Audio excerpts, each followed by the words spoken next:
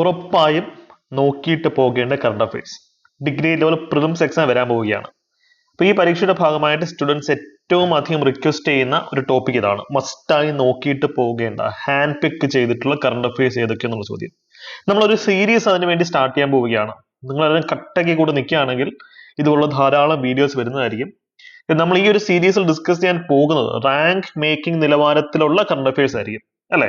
ആ extra 1 mark അല്ലെങ്കിൽ 2 mark 10 mark നേടിയെടുക്കാൻ കറണ്ട് അഫയേഴ്സിന്റെ സെഗ്മെന്റിൽ നിങ്ങൾക്ക് നേടിയെടുക്കാൻ ഹെൽപ്പ് ചെയ്യുന്ന ഒരു സീരീസ് ആയിരിക്കും ഇത്. നമ്മൾ ഇവിടെ ഡിസ്കസ് ചെയ്യാൻ പോകുന്നത് പ്രധാനമായിട്ട് നമ്മളിപ്പോൾ സ്റ്റാർട്ട് ചെയ്തിട്ടുള്ള ഡിഗ്രി പ്രിലിംസ് ടെസ്റ്റ് സീരീസിനകത്ത് നമ്മൾ സ്റ്റാർട്ട് ചെയ്തിട്ടുള്ള ടെസ്റ്റുകൾ. 2 ടെസ്റ്റ് ഫുള്ള് കറണ്ട് അഫയേഴ്സ് ആണ്. അതായത് 100 മാർക്കിന് 2 പരീക്ഷ, 200 മാർക്കിന് കറണ്ട് അഫയേഴ്സ് ടെസ്റ്റ് സംഘടിപ്പിച്ചിട്ടുണ്ട്. അതുവഴി ഏറ്റവും പ്രധാനപ്പെട്ട ഏറ്റവും ഇമ്പോർട്ടന്റ് ആയ മസ്റ്റായിട്ട് നോക്കിയിട്ട് പോകേണ്ട കറണ്ട് അഫയേഴ്സ് അതായിരിക്കും നമ്മൾ ചർച്ച ചെയ്യുന്നത്. ഏകദേശം ഒരു PDF ഏകദേശം ഇവിടെ കാണുന്ന പോലെ 223 പേജ് ഉണ്ട്, അല്ലെ? 223 പേജ് ഉണ്ട്. 2 PDF കൂടെ ആകുമ്പോഴത്തേക്കും സഫീഷ്യന്റ് ആണ്. നിങ്ങൾക്ക് കറണ്ട് അഫയേഴ്സ് ഏറ്റവും റാങ്ക് മേക്കിംഗ് ആയിട്ടുള്ള അവിടെ തന്നെ കിട്ടും. അപ്പൊ അവിടെ നിന്ന് സെലക്ടഡ് ക്വസ്റ്റ്യൻസ് ആയിരിക്കും നമ്മൾ ഈ ഒരു ക്ലാസ്സിൽ ഡിസ്കസ് ചെയ്യുന്നത്. അപ്പൊ നമുക്ക് നേരെ കണ്ടന്റിലേക്ക് പോകാം. Okay, again test series full ആയിട്ട് നിങ്ങൾക്ക് പർച്ചേസ് ചെയ്യണമെങ്കിൽ ടെസ്റ്റ് സീരീസ് മാത്രമല്ല അതിലൂടെ ഇന്റൻസീവ് ആയിട്ടുള്ള റിവിഷൻ ക്ലാസ്സുകളും കിട്ടും. 499 രൂപ മാത്രമാണ് ഇതിന്റെ ഫീസ് ആവുന്നത്. ഇതിനകത്ത് വിശദമായിട്ടുള്ള class notes, revision classes, micro ടെസ്റ്റുകൾ, 30 മൈക്രോ ടെസ്റ്റും 10 ഫുൾ ടെസ്റ്റും അടക്കം സിലബസിലെ ഹോട്ട് ഏരിയാസ്, കറണ്ട് അഫയേഴ്സ് മാത്രമല്ല ബാക്കിയുള്ള GK ടോപ്പിക്സിലെ എല്ലാം തന്നെ ഹോട്ട് ഏരിയാസ് കവർ ചെയ്ത് നിങ്ങൾക്ക് കിട്ടും. ഇത് തന്നിട്ടുള്ള കണ്ടന്റ് മര്യാദയ്ക്ക് പഠിക്കുകയാണെങ്കിൽ തന്നെ പ്രിലിംസ് നിങ്ങൾക്ക് പാട്ടും പാടി പാസ്സാവും, ഒരു സംശയമില്ല. ഓക്കെ, നമുക്ക് നേരെ നമ്മുടെ ടോപ്പിക്കിലേക്ക് വരാം. ഒന്നാമതൊരു ചോദ്യം, കേരള എന്ന ഒരു പേര് മാറ്റിയിട്ട് നമ്മൾ കേരളം എന്നാക്കി മാറ്റിയിട്ടുണ്ട്. അപ്പൊ അതിനെ സംബന്ധിച്ച് നമുക്ക് ചോദിക്കാൻ സാധ്യതയുള്ള സ്റ്റേറ്റ്മെന്റ്സ് ഒന്ന് നോക്കാം. ലാസ്റ്റ് മൊമെന്റിൽ എങ്ങനെ പഠിക്കേണ്ടതെന്ന് അറിയാം. ചുമ്മാതെ കാണാൻ പഠിക്കാൻ നിൽക്കില്ല, ആപ്ലിക്കേഷൻ ലെവലിൽ പഠിക്കണം, ചോദ്യങ്ങൾ സോൾവ് ചെയ്ത് പഠിക്കണം. അതാണ് നമ്മൾ ഈ ഒരു സെഷൻ ചെയ്യാൻ പോകുന്നത്. ചുമ്മാ കറണ്ട് അഫയേഴ്സ് കാണാൻ പഠിച്ചു വിടുകയല്ല, ചോദ്യം ഡിസ്കസ് ചെയ്യും, അതിന്റെ അസോസിയേറ്റഡ് ഫാക്ടർ എന്നുള്ളത് പഠിക്കും. അതാവുമ്പോൾ ക്വസ്റ്റ്യൻ പ്രാക്ടീസ് നടക്കും, കറണ്ട് അഫയേഴ്സ് പഠനവും നടക്കും, റിവിഷനും നടക്കും. 3 കാര്യങ്ങൾ ഒറ്റ അടിക്ക് നടക്കും. ചോദ്യം നോക്കിയേ, കേരള എന്നുള്ള പേര് ഇപ്പൊ മാറ്റി കേരളം എന്നാക്കി. അതിനെ സംബന്ധിച്ച് 3 സ്റ്റേറ്റ്മെന്റ്സ് കൊടുത്തിട്ടുണ്ട്. ഏതൊക്കെ സ്റ്റേറ്റ്മെന്റ് ആണ് ശരി, ഏതൊക്കെ സ്റ്റേറ്റ്മെന്റ് ആണ് തെറ്റെന്നാണ് ചോദ്യം. ഫസ്റ്റ് സ്റ്റേറ്റ്മെന്റ് എന്താ പറയുന്നത്? ആർട്ടിക്കിൾ 3, അതായത് ഭരണഘടനയിലെ ആർട്ടിക്കിൾ 3 അനുസരിച്ചിട്ടാണ് ഒരു സ്റ്റേറ്റിന്റെ പേര് മാറ്റുന്നത്. അത്തരത്തിൽ പേര് മാറ്റാനുള്ള ഒരു ബില്ല് പാർലമെന്റിൽ അവതരിപ്പിക്കുമ്പോൾ പ്രസിഡന്റിന്റെ പ്രയർ റെക്കമെൻഡേഷൻ വേണമെന്നാ ഫസ്റ്റ് സ്റ്റേറ്റ്മെന്റ്. രണ്ടാമത്തെ സ്റ്റേറ്റ്മെന്റോ, കേരള അല്ലെങ്കിൽ കേരളത്തിനെ സംബന്ധിക്കുന്ന ഒരു ആദ്യകാല പരാമർശം നമ്മൾ പ്രധാനമായിട്ടും കാണുന്നത് അശോകന്റെ ശിലാശാസനങ്ങളുണ്ടല്ലോ, റോക്ക് എഡിക്ട്സ്, അതിൽ 2ാമത് ശിലാശാസനത്തിലാണെന്നാണ് പറയുന്നത്. കേരളപുത്ര എന്നൊരു പേര് പറയുന്നുണ്ട്. കേരളത്തിലെ രാജാക്കന്മാരല്ലേ, കേരളത്തിനെ പറ്റിയാണ് മെൻഷൻ ചെയ്തതെന്ന് പറയുന്നുണ്ട്. തേർഡ് സ്റ്റേറ്റ്മെന്റ് പറയുന്നൊരു കാര്യം, ആർട്ടിക്കിൾ 368 അനുസരിച്ച് സ്പെഷ്യൽ മെജോറിറ്റി ഉണ്ടെങ്കിൽ മാത്രമേ ഒരു സംസ്ഥാനത്തിന്റെ പേര് മാറ്റാൻ പറ്റുള്ളൂ എന്നൊക്കെയാണ്. നമുക്ക് ഇതിന്റെ ബേസിക് തീം അങ്ങ് പഠിക്കാം. എന്നിട്ട് ചോദ്യത്തിന്റെ ഉത്തരത്തിലേക്ക് വരാം. ഒരു സംസ്ഥാനം, കേരളമായിക്കോട്ടെ, തമിഴ്നാട് ആയിക്കോട്ടെ, കർണാടക ആയിക്കോട്ടെ, ഏത് സംസ്ഥാനത്തിനാണെങ്കിലും അതിന്റെ പേര് മാറ്റണമെങ്കിൽ ആ സംസ്ഥാനം വിചാരിച്ചാൽ പറ്റത്തില്ല, പാർലമെന്റ് വിചാരിക്കണം. പാർലമെന്റ്, അതാണ് പറയുന്നത്. നാളെ കേരളത്തിന്റെ പേര് മാറ്റി കുന്നംകുളം എന്നാക്കണമെങ്കിലും പാർലമെന്റ് വിചാരിച്ചാൽ ഈ സമയം മതി അവർക്ക് സെറ്റാക്കാനായിട്ട്. കേരളത്തിന് അനുവാദം വേണ്ട, ആരുടെ അനുവാദം വേണ്ട. പക്ഷേ ഒരു സംസ്ഥാനത്തിന്റെ പേര് മാറ്റണമെങ്കിൽ പ്രസിഡന്റിന്റെ പ്രയർ റെക്കമെൻഡേഷൻ വേണം. സാധാരണഗതിയിൽ എന്താ സംഭവിക്കാന്ന് അറിയോ? ഇപ്പം ഒരു സംസ്ഥാനത്തിന് ഒരു ആഗ്രഹമുണ്ട്, നമ്മുടെ പേര് മാറ്റിക്കളയാണ്. അങ്ങനെ ആഗ്രഹം ഉണ്ടെങ്കിൽ ആ സംസ്ഥാനം ചെയ്യുന്ന സ്റ്റെപ്പ് നമ്പർ 1, കേന്ദ്രത്തില് മിനിസ്ട്രി ഓഫ് ഹോം അഫയേഴ്സിന് ഒരു ലെറ്റർ കൊടുക്കും. ഹോം അഫയേഴ്സ് എന്ത് ചെയ്യും? റെയിൽവേ മിനിസ്ട്രി, CBI അല്ലെങ്കിൽ രജിസ്ട്രാർ ജനറൽ ഒക്കെ ആയിട്ട് ഡിസ്കസ് ചെയ്തിട്ട് കാര്യം പേര് മാറ്റുകയാണ്. അപ്പൊ റെയിൽവേ സ്റ്റേഷൻസ് പേര് മാറ്റണമല്ലോ, ആ ഒരു ഡിസിഷൻ അപ്രൂവ് ചെയ്യണോ വേണോ തീരുമാനം എടുക്കും. അതിനുശേഷം പ്രസിഡന്റിന്റെ അനുവാദത്തോടുകൂടി പ്രയർ റെക്കമെൻഡേഷനോടുകൂടി മാത്രമേ പാർലമെന്റിൽ അത് അവതരിപ്പിക്കുള്ളൂ. അപ്പൊ പാർലമെന്റിൽ എത്തിക്കഴിഞ്ഞാൽ പിന്നെ ഭയങ്കര ഈസിയാ. സ്പെഷ്യൽ മെജോറിറ്റി ഒന്നും വേണ്ട, സിമ്പിൾ മെജോറിറ്റി മതി.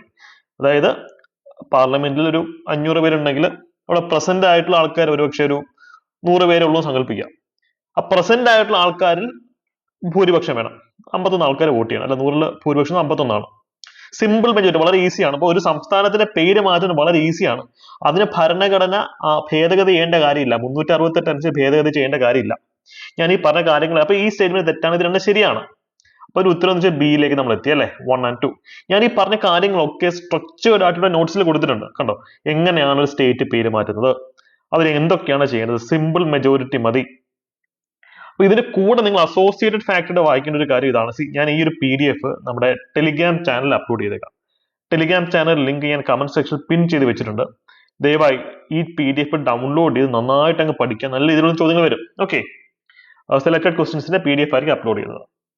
അപ്പൊ ഇതിന്റെ അസോസിയേറ്റഡ് ഫാക്ടറുകളും കാര്യങ്ങളും ഒക്കെ ഇവിടെ കൊടുത്തിട്ട് നന്നായിട്ട് അങ്ങ് പഠിക്കാം. ഓക്കെ, അപ്പോ ഒരു സംസ്ഥാനത്തിന്റെ പേര് മാറ്റാൻ ആ സംസ്ഥാനത്തിന് അനുമതി പോലും വേണ്ട എന്നുള്ള കാര്യം മനസ്സിലായല്ലോ. യെസ്, അതിന്റെ ബൗണ്ടറീസ് മാറ്റാനോ അല്ലെങ്കിൽ അങ്ങോട്ട് ഇപ്പൊ ഞാൻ ചോദിച്ചു, നാളെ കേരളത്തിനെ തമിഴ്നാട്ടിനെ ലയിപ്പിക്കണമെങ്കിൽ, കേരളത്തിനെ വെട്ടി രണ്ടാകാൻ, നോർത്ത് കേരള സൗത്ത് രണ്ടാകണമെങ്കിൽ അതിനും സെയിം പ്രോസസ്സ്. അതിനും സംസ്ഥാനങ്ങളുടെ അനുമതി വേണ്ട.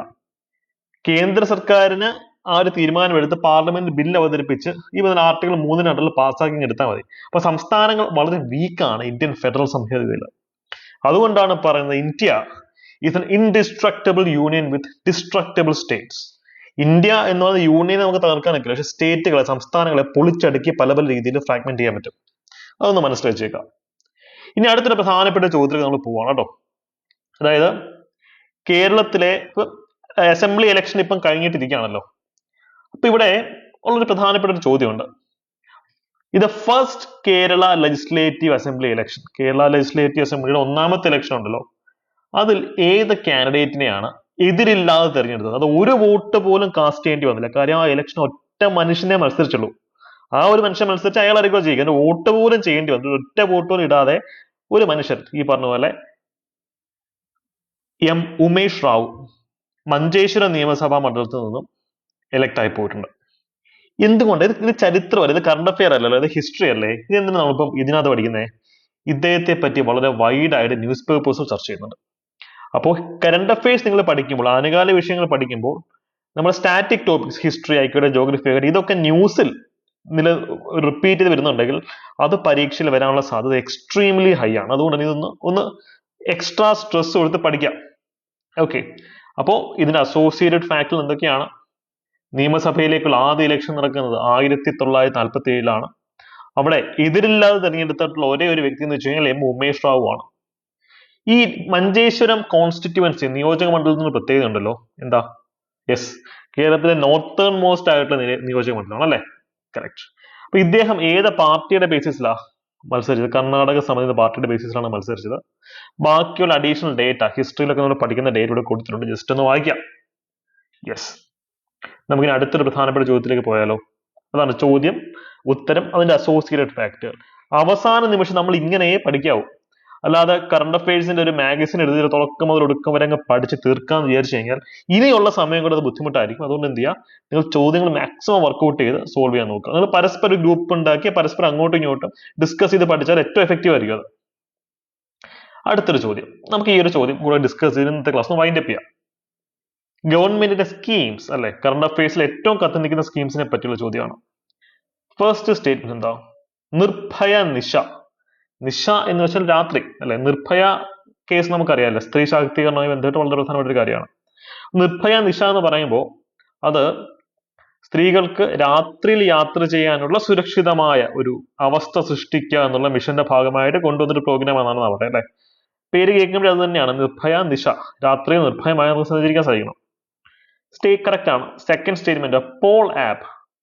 ഇപ്പൊ പൊല്ലാപ്പ്, പൊളിഞ്ഞ ആപ്പ് എന്നൊക്കെ പറഞ്ഞാൽ പല രീതിയിലും ട്രോൾ ഇറങ്ങിയിട്ടുള്ള ആപ്പാണ്, പക്ഷെ ഹൈലി എഫക്റ്റീവ് ആയിട്ടുള്ള ആപ്പാണ് കേട്ടോ പോൾ ആപ്പ്.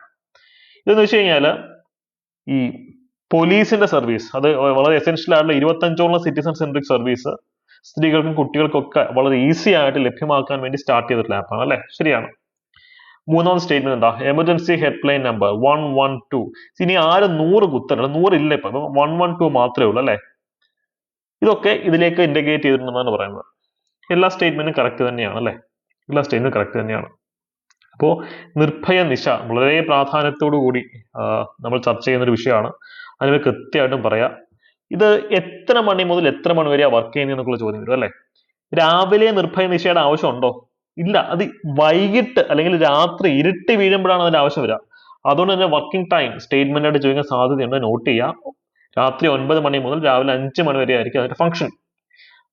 പോൾ ആപ്പ്, പൊല്ലാപ്പല്ല, പോൾ ആപ്പ്. ഇത് കൃത്യമായിട്ടൊന്ന് പഠിച്ചിട്ട് പോവാം. ഓക്കെ, ഏതൊക്കെയാണ് പ്രധാനമായിട്ടും പ്രൊവൈഡ് ചെയ്യുന്ന സർവീസസ് എന്ന് നോക്കി വെച്ചാൽ സ്റ്റേറ്റ്മെന്റ് ചോദിക്കും. പിന്നെ ഇന്റർനാഷണൽ വുമൻസ് ഡേ ഒബ്സർവേഷന്റെ കാര്യത്തിലും കുറച്ച് അഡീഷണൽ ഡേറ്റയുടെ വന്നിട്ടുണ്ട്. അപ്പൊ ഇതുപോലെ നിങ്ങൾ ചോദ്യം ഉത്തരം എന്നുള്ള രീതിയിൽ വേണം ഇനിയുള്ള ദിവസങ്ങളിൽ പഠിക്കാനായിട്ട്. കട്ടക്കിങ് പഠിക്കുക. ഇപ്പൊ അടുത്ത കാലത്ത് കഴിഞ്ഞിട്ടുള്ള PSC പരീക്ഷയുടെ ചോദ്യപേപ്പറുകളൊക്കെ വിശകലനം ചെയ്യുക. ഇപ്പം നമ്മുടെ ടെസ്റ്റ് സീരീസിനകത്ത് ഈ 100 ചോദ്യങ്ങൾ കേരള സ്പെസിഫിക് ആണ്. അടുത്ത ടെസ്റ്റിന്, അതായത് 2 കറണ്ട് അഫയർ ടെസ്റ്റ് ആണ് ഈ ടെസ്റ്റ് സീരീസിന് ഇൻക്ലൂഡ് ചെയ്തിട്ടുള്ളത്. മറ്റേത് ഇന്ത്യ ആൻഡ് വേൾഡ് റിലേറ്റഡ് ആണ്. അപ്പൊ സമഗ്രമായിട്ട് 360 ഡിഗ്രിയിൽ 200 ചോദ്യങ്ങളിൽ കൂടെ പ്രധാനപ്പെട്ട പോയിന്റുകൾ നിങ്ങളിലേക്ക് എത്തിക്കാനാണ് നമ്മൾ ഈ മിഷൻ വഴി ശ്രദ്ധിക്കുന്നത്. വെറും 499 രൂപ മാത്രമാണ് ഇതിന്റെ ഫീസ്. ഞാൻ എപ്പോഴും പറയുന്ന പോലെ ടെസ്റ്റ് സീരീസ് മാത്രമല്ല, ടെസ്റ്റ് സീരീസ് അതിന് പേരിട്ടില്ലെങ്കിലും ഇതിനകത്ത് റിവിഷൻ ക്ലാസ്സുകളും വാലിഡേഷൻ ക്ലാസ്സുകളും ഒക്കെ നിങ്ങൾക്ക് കിട്ടുന്നതാണ്. അവസാന നിമിഷം പഴുതടച്ച് തയ്യാറെടുക്കാനായിട്ട് ഈ ഒരു ബാച്ച് നിങ്ങൾക്ക് വളരെ എഫക്റ്റീവ് ആയിട്ട് യൂട്ടിലൈസ് ചെയ്യാം. കുറെ കൂടെ എന്താ പറയാ, സീരിയസ് ആയിട്ട് പ്രിപ്പയർ ചെയ്യണം. ഫുൾ ക്ലാസ്സുകൾ, അതായത് ഓരോ സിലബസിന്റെ ഓരോ ടോപ്പിക്കിന്റെ ഓരോ ഹോട്ട് ടോപ്പിക്കിന്റെ ക്ലാസ് വേണ്ട ക്രാഷ് ബാച്ച് അവൈലബിൾ ആണ്. അതും ജോയിൻ ചെയ്യാവുന്നതാണ് കേട്ടോ. അപ്പൊ ഈ ഒരു സീരീസ് തുടർന്ന് പോകണം, എന്താണ് നിങ്ങളുടെ അഭിപ്രായം എന്നത് കമന്റ് സെക്ഷൻ രേഖപ്പെടുത്തുക. അതനുസരിച്ച് നമ്മൾ ഫ്യൂച്ചർ പ്രോഗ്രാം സെറ്റ് ചെയ്യുന്നതായിരിക്കും. അപ്പൊ ഞാൻ നിങ്ങളുടെ അടുത്തൊരു ചോദ്യം കൂടെ ചോദിക്കുകയാണ്. ഇപ്പോ കഴിഞ്ഞ എലക്ഷൻ അത് എത്രാമത്തെ അസംബ്ലി എലക്ഷൻ ആണ്? അതിന്റെ നമ്പറും കൂടെ കമന്റ് സെക്ഷനിൽ കമന്റ് ചെയ്യാം കേട്ടോ. All the best, by.